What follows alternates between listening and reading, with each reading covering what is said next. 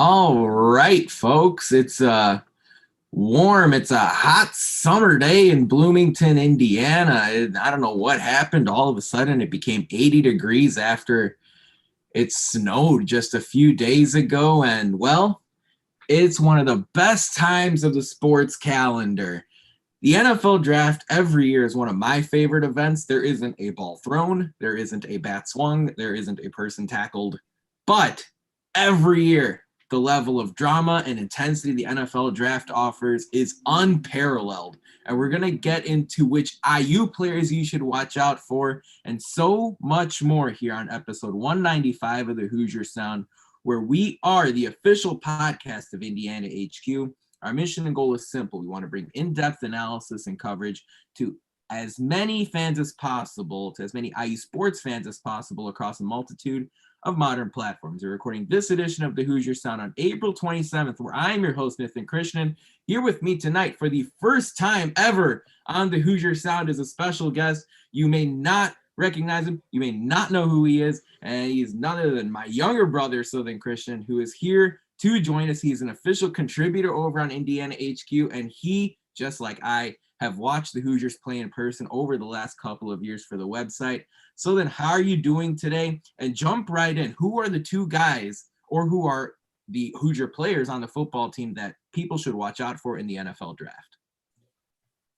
Well, I think for starters, Jerome Johnson. Jamar Johnson. My bad. Jamar Johnson. Jerome Johnson also potentially. We don't know. But Jamar Johnson, he is, he's like a nightmare in the backfield defensively. He gave Justin Fields tons of problems. He's an interception machine. He made Michigan just collapse offensively in that first half. Like he's clearly a threat. He's a threat.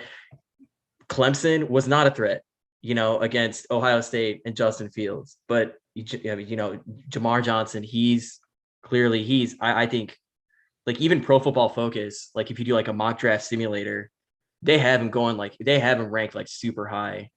And then, of course, Watt is great, but I think people are underestimating Stevie Scott as like a valuable sort of rotation backfield sort of running back. We see the value in guys who can just plow into the goal line for a touchdown in the NFL these days. And we've seen guys like LeGarrette Blount, if you want to go back even further, Jerome Bettis. I know all the Colts fans are cringing, but I think like Stevie Scott, he's got like an interesting like combination of speed and size. And I think as like a second or like third even option in the NFL, which is so rampant these days in like a crowded backfield, like Stevie Scott, like 100%. He's also a threat. He's good. He's good in the open field. He can make people miss. He can run people over.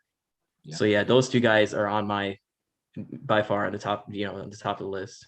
No, those are the two players that all Hoosier fans should look out for this weekend. The NFL draft starts on Thursday night. It continues on Friday, ends on Saturday. Jamar Johnson, you can look up at the stats. He's a 6'1", 200-pound safety. He ran a 4.58 40 at Indiana's Pro Day earlier this offseason. You're going to look at the stats. So you're going to see a guy who played in 24 games and had 7 career interceptions. But here's what you need to know. 6 of those 7 interceptions came in the final 8 games of Jamar Johnson's IU football career.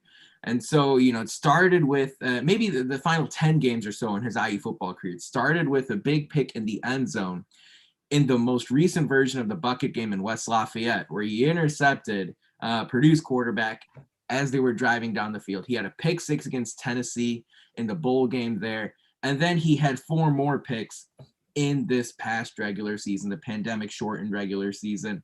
He's a player that the analytics people really like.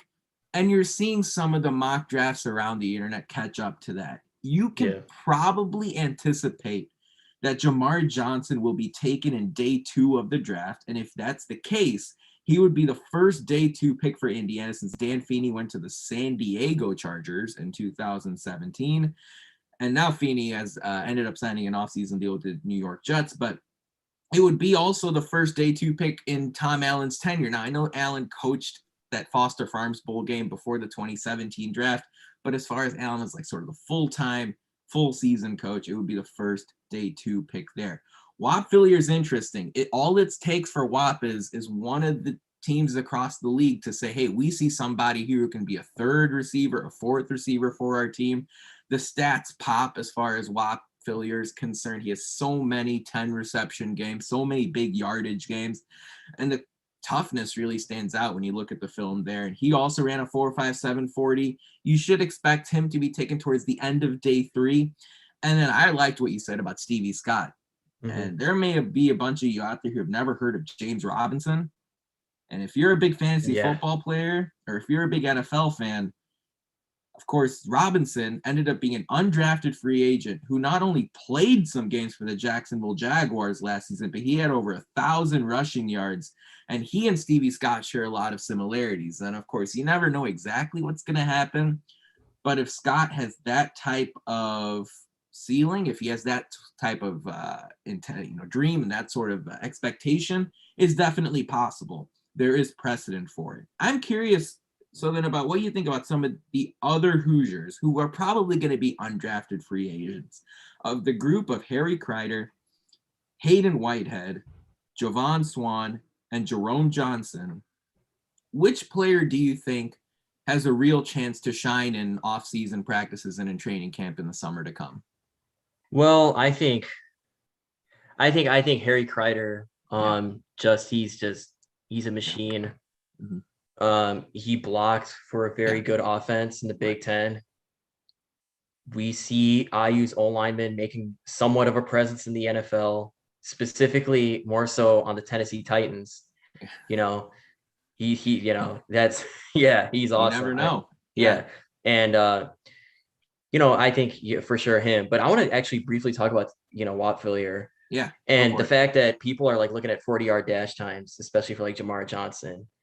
People aren't like so enamored with like the 4.58. They're looking for something much faster. But, is it really a safety's job to kind of run in a straight line super fast? No, he's got to react to the ball. The reaction, like Jamar Johnson, he can react.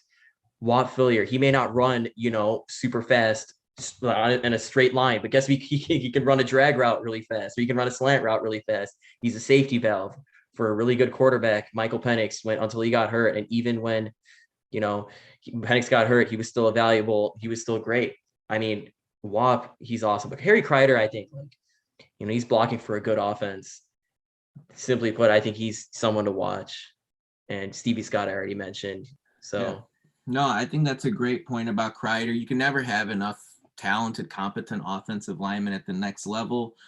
I think Jerome Johnson is someone I'm excited about. That run stuffing presence in the interior.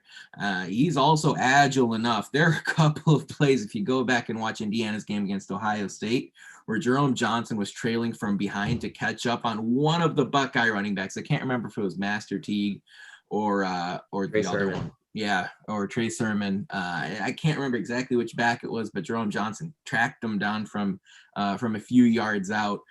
He's also a big pass rush influence too inside in that interior of the D-line. So, yeah, I think Jerome Johnson is someone who's going to latch on as an undrafted free agent somewhere and make a loud noise as far as training camp's concerned.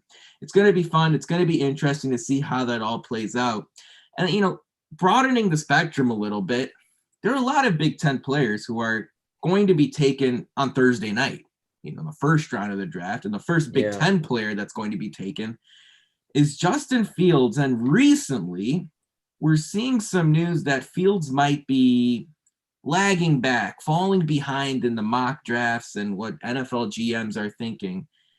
And it seems like a big reason for that is Fields' performance against Indiana, where he threw multiple interceptions. He was constantly on the run. He was clearly having a tough time throwing the ball accurately. So then what do you make of, first of all, Justin Fields as a quarterback in the NFL? And second of all, how do you think the game against Indiana affected his stock? So, I mean, the game against Indiana affected Jamar Johnson's stock for sure, like in a positive way, but it really shouldn't affect his. Personally, I wasn't like I after that game, I was like, okay, Justin Fields is like he's not invincible. Like he's actually like someone that's just like he's a quarterback that could be good in the NFL, right? But and then as the season went on, there were times where I was just like, he kind of makes some mistakes, here and there, whatever. And I was like, okay, like this guy, he's definitely, I don't know, I don't think he's the second best quarterback. But then like against Clemson, like he just puts on a show, and then all of a sudden, it should have like propelled his stock back up, which it looked like it kind of did. And then for some reason now they have him going like as the fourth or fifth, like the fourth quarterback, right? I think the fourth. Mac Jones, Trey Lance, actually the fifth after Trey Lance. Some people are saying, "Oh, Trey," that's ridiculous. I think that's just so. Like, I'm not the biggest fan of Justin Fields. Like, I don't think I'm not. I don't think he's good as Lawrence, but I think he's a top 10 pick. Like, I don't understand why people all of a sudden are just jumping off his bandwagon. It's kind of ridiculous. He plays for like a Power 5 school. The Big Ten is just such a juggernaut conference in football, unlike basketball, as we saw in the tournament. Apparently, Too soon. yeah. But anyways, we're talking about football. So yeah, Big Ten football, really good. Smashed Clemson in the playoff. Lost to Alabama. Okay, Alabama's incredible. What are you gonna do? But Mac Jones, like let's compare Mac Jones, for example, Alabama's quarterback, who's now apparently going third to San Francisco, as people are saying. Right. Mac Jones had literally probably the most talented group of receivers, maybe outside of Joe Burrow last year. I think even then, I think when you add in, Devontae Smith, Jalen Waddle, and then you add in, some of the guys. Mac Jones even had Jerry Jeudy last year in the time that he played, as well as Henry Ruggs.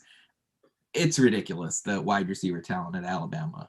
And then Ohio State has Chris Olave, who I think he's going to be really good in the NFL. Olave has he's like a very disciplined receiver, which is like he just route runs so impeccably, and Fields just puts him on the spot like all the time.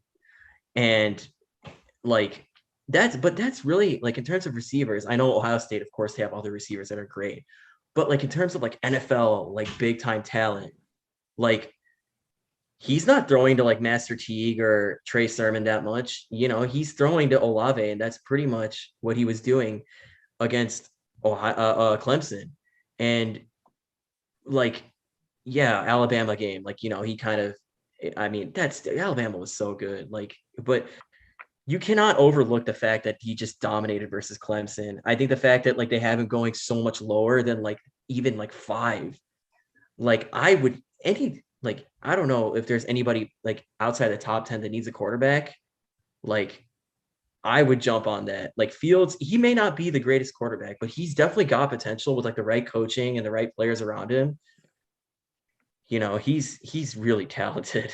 He's so good. And it's interesting. Maybe he slips out of the top 10. I don't know. I would take him pretty early if I'm a team desperate and in need of a quarterback. Yeah.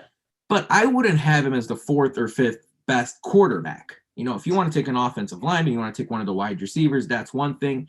Everyone's assuming Trevor Lawrence from Clemson will go first overall to Jacksonville. Everyone's assuming Zach Wilson, the quarterback from BYU, will go second to the Jets. And then Fields, Mac Jones, and Trey Lance from North Dakota State are sort of in this 3-person horse race to figure out who's going to go where. Recent rumors are that Jones will go to San Francisco. Yeah. Lance will go somewhere in that 4 to 9 range after that, especially if someone trades up to that 4th pick to swap with the Atlanta Falcons. And then, of course, the 5th quarterback there is Justin Fields. And that blows my mind. Just to throw some numbers out there, Fields went 18 of 30 for 300 yards passing against the Hoosiers, had 2 touchdowns, 3 interceptions, 78 rushing yards to boot with a rushing touchdown.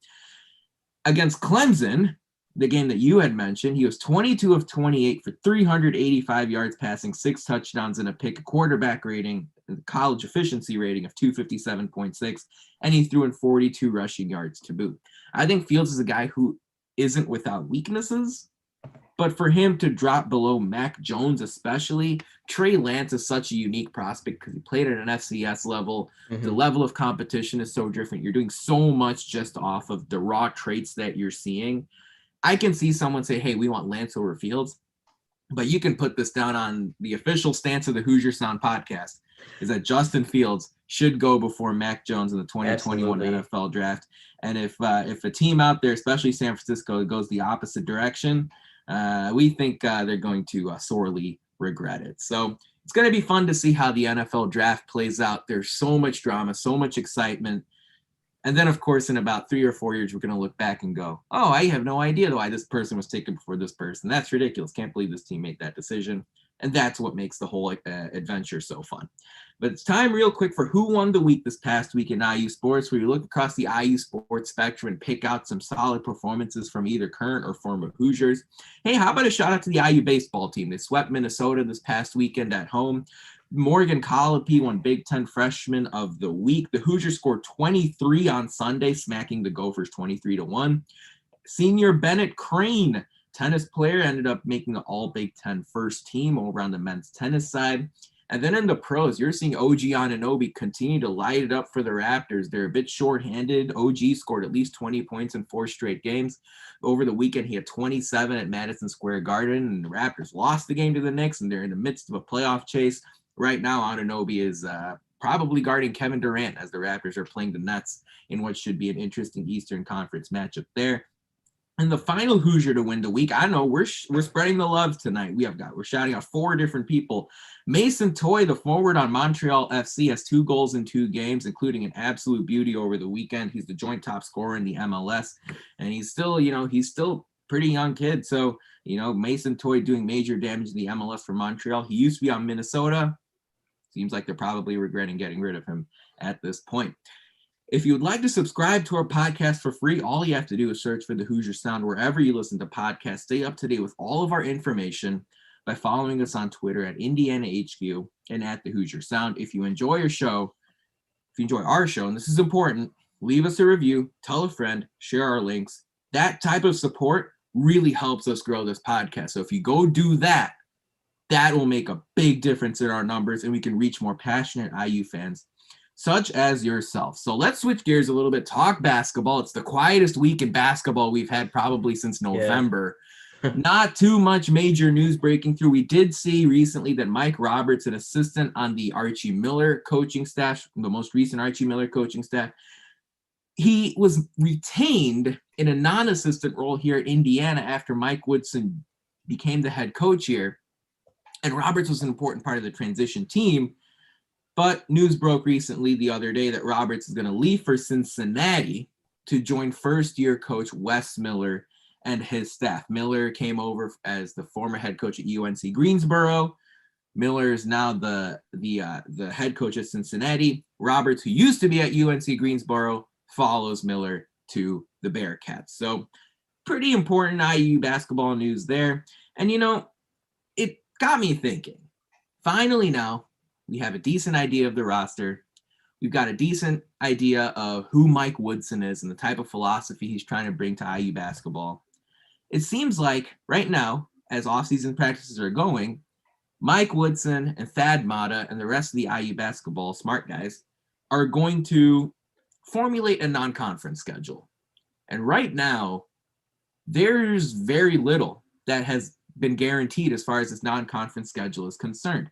The only games confirmed so far are Notre Dame, a neutral site game at Bankers Life Fieldhouse, and then a Big Ten ACC game. Opponent not yet confirmed, and venue not yet confirmed. There might be a Big East opponent in the Gavitt games as well. But so then I'm going to ask you, going into Mike Woodson's first year, obviously a major goal of his will be to make the NCAA tournament. Do you want to see the Hoosiers load up on easier cupcake opponents and rack up the wins? Or do you want to see them really figure out who they are, bunch of new players, really test yourself against some tougher competition? Not saying that every game's got to be like that, but would you like to see the non-conference schedule be a little easier or a little bit tougher? Well, okay, so if the goal is to just make the tournament, you got to schedule easy. And I hate saying that because, as a fan and as you know, someone who wants to see like legitimate objective progress ASAP, because clearly Mike Woodson is like, he's going all in at this point. It's not like a rebuilding thing again or anything like that. We're trying to win now. Like, and if that's the case, and you want to make the tournament, if you want to just make the tournament, the committee likes the wins because your conference will back you up at the end of the day. Like if you win like almost all of your non-conference games and you kind of like win almost half of your Big Ten games, assuming the Big Ten is really stacked and talented like it was the last 2 years, then that'll get you in. Like I think that will get you in. But if I want to see us go deep into the tournament and like challenge Michigan, challenge, a revamped Michigan State, challenge other, not, Purdue, let's Purdue's going to be really Purdue, good. Purdue, Maryland's exactly. going to be really good. Yeah. Maryland. Yeah, I think, and even like Rutgers, I mean, I think they're still going to be like, they're always going to be like an annoying team to deal with, especially on the road.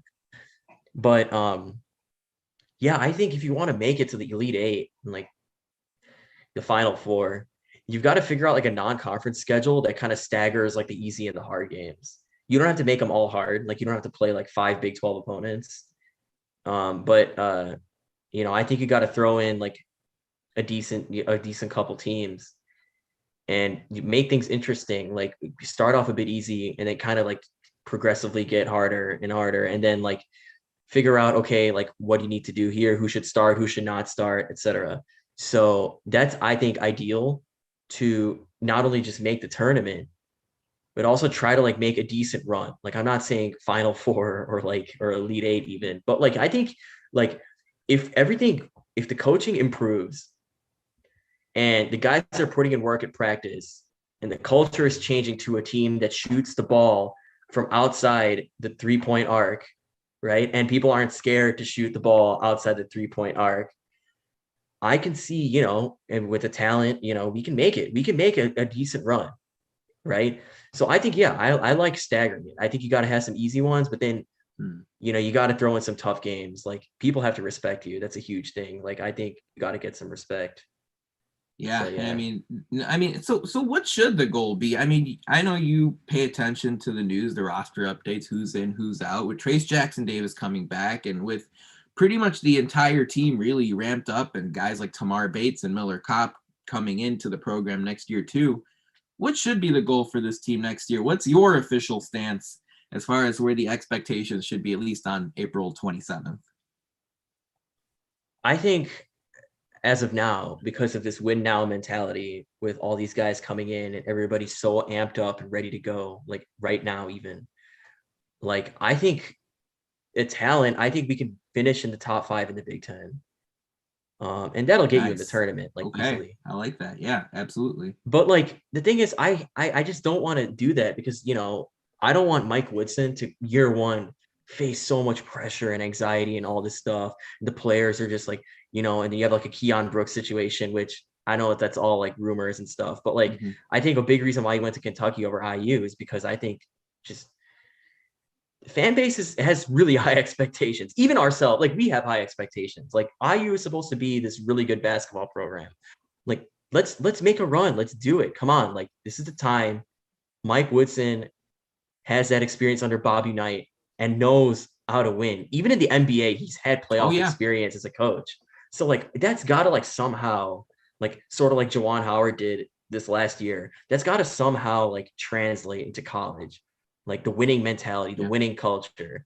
It's okay to miss if you shoot a 3. Shoot again, and again. It's okay because we know you're a great shooter. Things like that, like just instilling confidence in the players. I think it's possible, like especially with like big time players like Garza, even like Joe Wieskamp. Like I think, I think he's gonna be gone. Like so Iowa's gonna, I think, be worse. Great team though. Their coach is, they'll figure it out. Fran McCaffrey, he'll figure it out. Michigan State, I think, they're bringing in some new guys. They'll figure it out. Michigan's just going to be, they're supposed to be really good. Right? We'll see what happens, right? They're supposed to be. Yeah, Illinois is going to have a drop off next year. Oh, yeah. But a top 5 is not like, I don't think it's out of the question. I think it's definitely like possible. Yeah. Like I think it's possible. Like you can do it. Like you can do it. I think it's possible. Especially because Miller Kopp, like I've been a huge fan of him the last like 2-3 years. I know he had a dip in his numbers recently, but I think that's largely because like of the higher like role that he has on the team now, higher expectations, more shots, taking more contested shots. I think on IU, like, with being a more so a role player, he can like eventually transcend into like a more effective, efficient player, and his Yeah. stats might just go really high back up like to 39, 40% three, like he did. Percentages, right? Yeah. Yeah. So yeah, no, like I think top five, Big Yeah. Ten, I think it's possible. I like that. Yeah, and that's a good point. The framing the question, what should the scheduling philosophy be, into exactly what are the goals for this team. I think that's really important. There are going to be a lot of tough teams in the Big Ten next year, but there's going to be some shuffling around. Michigan, Ohio State will be really good. Purdue, Maryland, and Michigan State really seem to be sort of the top five, sort of in one grouping. And then there's sort of another tier there. And we'll see if Indiana can sort of crack into that top tier going into this upcoming season. I just want to see the Hoosiers get in.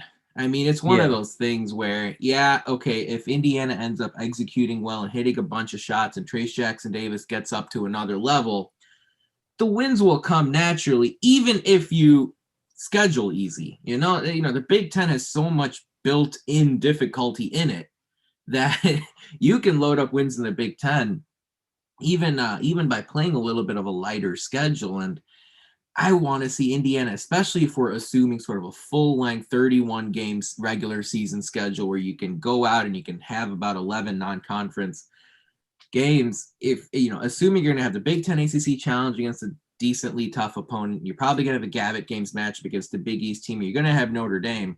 Out of the remaining 8 non-conference games, I want to see 6 of them against cupcake opponents, and then maybe you schedule a mid-major in that 7th one, and maybe you schedule a Power 5 team for that 8th one. There's definitely a lot of room for freedom, for some flexibility here. It'll be interesting to see how Mike Woodson does it. Over on the Hoosier Sound Twitter account, at the Hoosier Sound, I asked all of you in our weekly podcast poll, what do you want Mike Woodson's non-conference scheduling philosophy to be in year one? And right now it is a dead heat. 47% said go light and rack up the wins. 53% said tough opponents is better. And what this means is your vote matters. This poll will be up for another week. Over 140 of you have voted so far. I like some of the comments that we've gotten. Our friend Hooperazzi at Cabby from Green said, hey, the net still favors wins over quality losses. Yeah. Especially with the Big Ten being a murderous 20-game schedule. Aiden Cantner said you're probably going to get quality matchups in the Gavitt Games and Big Ten ACC, plus Notre Dame, who seems to be in that tournament mix this coming season. Rack up some wins, maybe go on the road to another Power 5 team. That's a good point. Maybe get that true road game experience. If you make predictions or make presumptions right now, Indiana's Big Ten ACC game will probably be at home. The Gavitt Games will likely be at home. So maybe you can go out and schedule a road game against the Power 5 team. Les Hackney agreed with you. He said, hey, give us a mix. And if you can do that, you'll put yourself in a good spot. And, it's fun. It's fun to talk about it. It's fun to think about the different matchups that Indiana can put into their schedule this upcoming offseason. The fun starts in November, so there's still another 6 months or so to go. Plenty of time to make decisions as far as non-conference season's concerned. It's time for a social media shout out. And wow, that tweet from the official Indiana basketball account went viral earlier today as the Hoosiers official account, the state media, tweeted a little video that was about, I would say about a minute long. It's 44 seconds long, where they pulled tweets from disgruntled fans asking the Hoosiers to practice their free throws and practice their shots. And wow, they took that personally, because in a video posted earlier today, It's gotten over 4,000 likes and over 100 comments. It's really caught on. Current and former Hoosier basketball players are posting laughing emojis in response to it. Colin Hartman had a comment or two. Verdell Jones III had a comment on that tweet. Trace Jackson Davis just tweeted about a bunch of laughing, crying emojis. So clearly the Hoosiers took this a little personally. They're going to work at Cook Hall. They're practicing their free throws. They're practicing their jump shots. Now we can hope and pray and knock on wood that it transfers to actual success during the games. Now, as we switch gears here, remember, you can follow us over at Indiana HQ, follow us at the Hoosier Sound. We have a ton of great articles coming out every single day. And one article we released recently was that there was huge football news that came through the other day as highly rated top 100 safety in the class of 2022, Deshaun McCullough, switched his commitment from Ohio State to Indiana. That's on the heels of his younger brother, Jay McCullough, committing to Indiana after their dad, DeLand McCullough, took the running back coach job at Indiana. It's a second stint here. Deshaun McCullough was a Buckeye. He's now a Hoosier. That's major news for IU football, and it's all of a sudden ramped up Indiana's 2022 recruiting ranking into a really exciting territory. Deshaun McCullough is a senior in high school, so you can see him play for Bloomington South this upcoming year. Obviously, incredible athlete. He's going to be the highest rated football recruit to come to Bloomington in the program's history. So really exciting news. And that transitions us into some of the newcomers on this IU football roster this upcoming season. You see what we're doing? We started the show talking about some of the Hoosiers that have left, going to the NFL. Now we're bringing it in. We're reeling it in we're wrapping it up with the newcomers that you need to know for this upcoming fall. And remember, week one, and maybe there might be some tweaks, but week one seems to be a road matchup at Iowa. So the Hoosiers are going to start things off with a bang in that first weekend in September, or maybe the last weekend in August. The prime high school recruits that are incoming freshmen this year are the following. There's dual quarterback Donovan McCulley, 4-star prospect from Lawrence North High School in Indianapolis. There's wide receiver Jaquez Smith, 4-star wide receiver from Atlanta. Wide receiver Malachi Holt Bennett is a highly rated 3-star from the state of Alabama, relative of former Bears wide receiver Earl Bennett. And the defensive end Cooper Jones, a 3-star defensive end from Valparaiso High School, is going to make his presence felt for the Hoosiers this fall. So then it's hard to make an impact as a freshman. But as far as that group of 4 high schoolers is concerned, and they're going to step onto the Bloomington campus for the first time as freshmen in the fall, which guy stands out to you? Which guy do you think can make an impact early on in this freshman season of his? Oh, man. That's a tough question just because, it's so hard for freshmen to just crack the roster, even if they're so good. Yeah, it's crazy because snaps, right? Yeah, and it's just like how Justin Fields literally just transferred from Georgia because he was he's such a high star, 5-star guy. Yeah. It's oh no, you can't even play here because we have Jake Fromm. And what a great decision by them, right? It's but here obviously this is a different situation. Donovan McCulley is not as highly touted as Justin Fields. No. But who knows? Right. But I like him, and I think, I think it's not going to be more so he's going to get a lot of playing time. Right. But potentially he could step in, because I hate saying this because Penix is so awesome. Yeah. And I it's not that I don't want him to get hurt. I don't want but there will be times where, he'll either be exhausted from running, taking a slide or something, or he might just be banged up for a play or two. Sure. Look, he's competing with Tuttle. I think you got to compete. He's a dual threat quarterback. And not only that, he can also just come in every now and then, run a play, some sort of interesting trick play where he lines up as a receiver, catches a pitch, and then he throws it down the field to Freifogel or something like that. Yeah. Or get creative. Yeah. Or who I'm really excited about, DJ Matthews. Oh. But that's not yet. We'll talk about that soon. But we'll tease you. Yeah. I just think, and Miles Marshall, I'm so excited about him. I think he's gonna make a big leap this year. He's like I think he's gonna, he'll be exciting. Like Donovan McCulley, like if he puts in the work, I think he could really be someone like people remember at IU.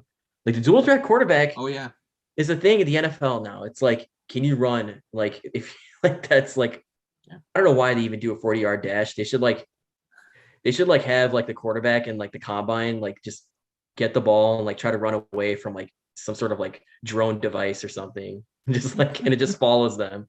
Like I think that's more accurate in terms of how you can gauge like a quarterback's mobility. Anyways, yeah. that's beyond the point. You're going McCulley.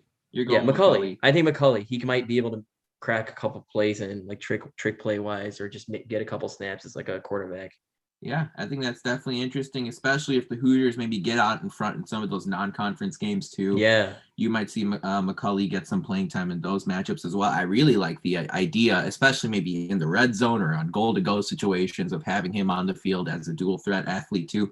Great basketball player too at Lawrence North. I don't think he'll play for Mike Woodson, but we've seen stranger things here in Bloomington. Then there's the group of transfers coming in. And, if you go look at 24/7 Sports, you'll see that Indiana's recruiting ranking went up a tick from 2020 to 2021. You won't see that big of a difference. But when you consider the group of transfers coming in this year compared to last year, that's going to really revamp and rejuvenate Indiana's roster for this upcoming season. There are 4 guys you need to know about. Wide receiver DJ Matthews, who was a top 60 high school prospect when he committed to Florida State. He's coming over to Indiana, 5'10", slot receiver type player. Defensive end Ryder Anderson, 6'7", comes over from Ole Miss, and he's going to play for some playing time on the defensive line this upcoming year. Guard Zach Carpenter comes over from Michigan, and then you're going to hear the last name again. Safety DeLand McCullough II comes over from Miami, Ohio. So that's right, assuming all things go well.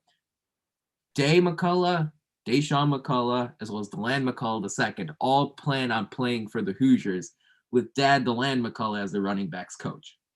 Now, I want to be on the record saying that Cooper Jones is a defensive end from Valpo that I think will make the biggest impact with the Hoosiers this upcoming fall.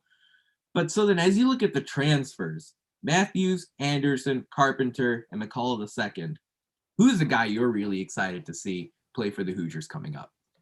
Well, I kind of mentioned it earlier. Yeah, you did. So Waffilier is gone. DJ Matthews is here. Let's go. Air it out. 55 pass attempts a game. Maybe 60.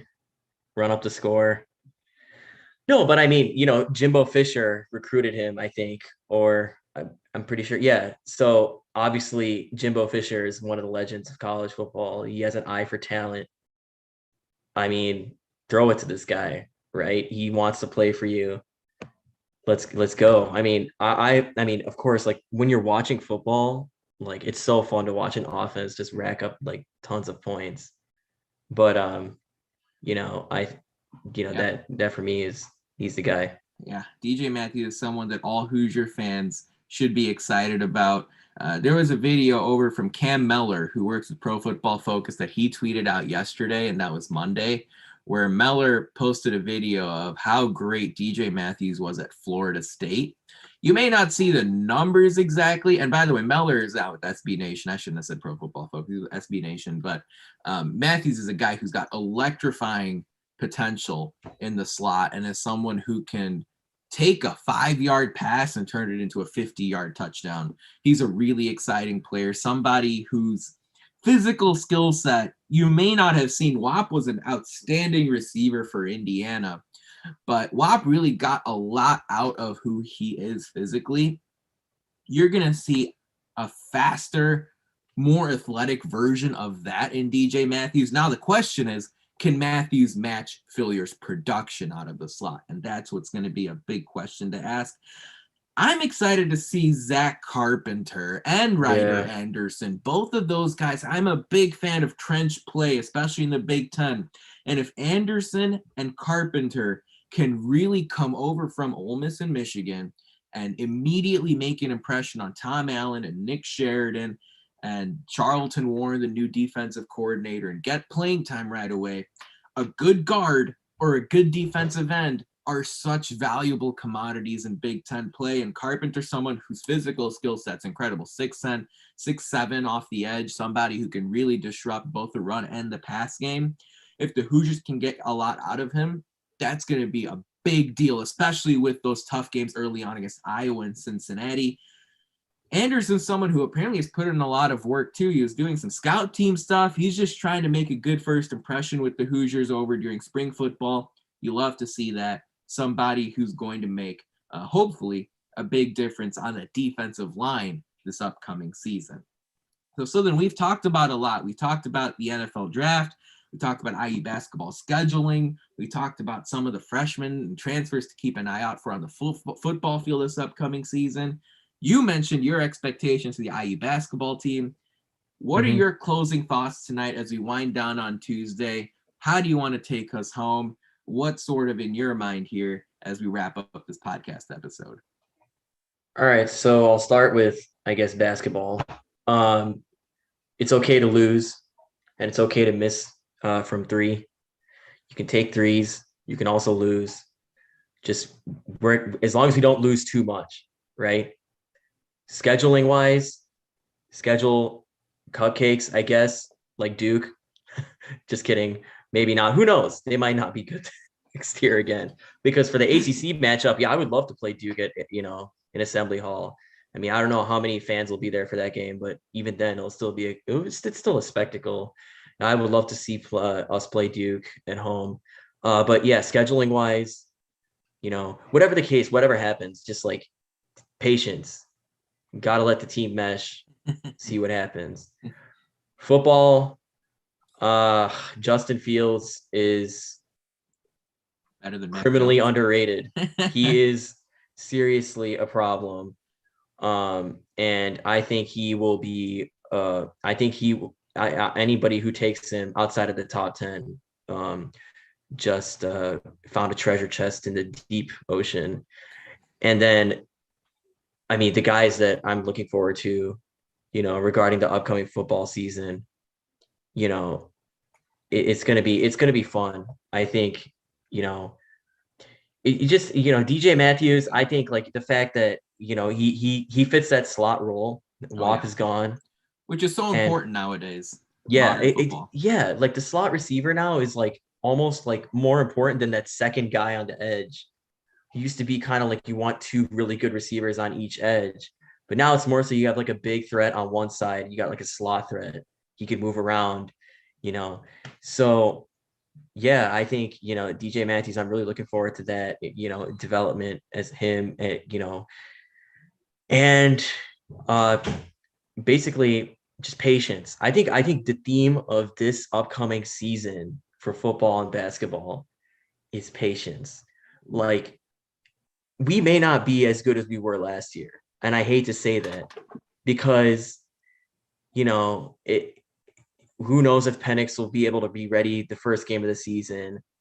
Who knows if we can fill the shoes of Walt Fillier and Jamar Johnson. Who knows if, and for basketball, who knows if Armand Franklin's shoes can be filled. He was awesome. He's gone now. Yeah. Who's going to be the guard? Who's going to be the guard that's going to lead the team? Kind of like, just patience. Let's see what happens. Losing will happen. It's like, it's inevitable. Like, you're going to lose. How do you bounce back from losing? Just patience. I think that's like the biggest thing for us. I love that. No, I think that's a good message to put out there because every game's going to be intense. Football and men's basketball, the football team, especially now, they're not going to sneak up on anyone. That's the other part of it too, especially in week one. That's going to be a big game. Cincinnati, Indiana in the non-conference is going to be a pretty big football game too. I'm excited about the NFL draft. It's one of the craziest things in American sports every year, and it's going to be in Cleveland, and there are going to be people going crazy, and there are going to be all sorts of trades and storylines that no one expected, that no one's even talking about in the build-up to it. One day we'll see a Hoosier taken in the first round. It's been a while since a Hoosier's been taken in the first round of the NFL draft, but it's going to be really exciting to hear Jamar Johnson's name called We're expecting it to be on day 2. It could be in the 4th round on Saturday. We'll see how it all plays out. But the NFL draft is always intense. It's always incredible. The Hoosiers are trying to get somebody drafted for the 8th straight year. They've had someone drafted in every year since 2014. So hopefully when Jamar Johnson's name's called, that streak will continue. But that about wraps it up for a 195th show of the Hoosier Sound. Thank you so much for joining us. We really appreciate your support. Thank you to our live audience. You're all beautiful people.